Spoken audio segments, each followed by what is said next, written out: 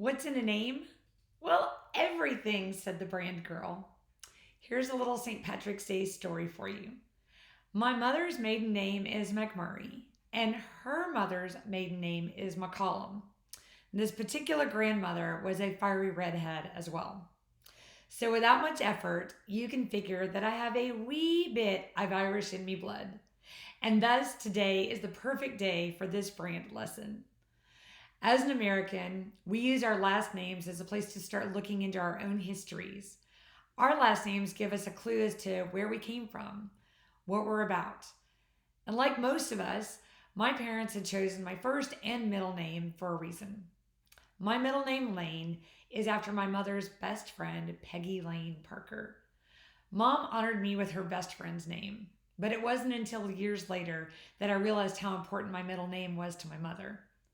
As an adult, I went through my own personal rebranding exercise. Women in divorce often face this conundrum. I don't think it's coincidence that my brand strategy career and training really started to kick in about that time. I began to think about our own stories being told through our name. I could begin to equate personal brands and their stature in much the same way as a business brand. And when I started my own company, I knew the name would be important now and for years to come. So, clients ask me all the time about naming their company. And I tell them how important it is because naming your brand is strategic. Done right, it's going to be with you and a part of your identity for a very long time. Of course, we know that not all great brands start with great names.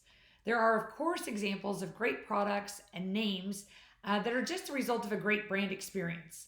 Promises made and then successfully delivered, more magic on the back end than on the front end. But when it comes to being effective with your marketing spend, do the work up front and strategically think through the options. And more importantly, the implications of getting the name right in the first place. Whether it's naming a new product, renaming an existing brand, or naming a startup from scratch, your naming strategy is an important opportunity to differentiate your brand and create an authentic and consistent connection with your most desired audiences. Remember, Rome wasn't built in a day, and neither will your naming strategy. In the US, the Patent and Trademark Office classifies names according to a spectrum of distinctiveness with the key, which is the key for trademarking. The more distinctive the name, the greater the potential for legal protection in the form of trademarks.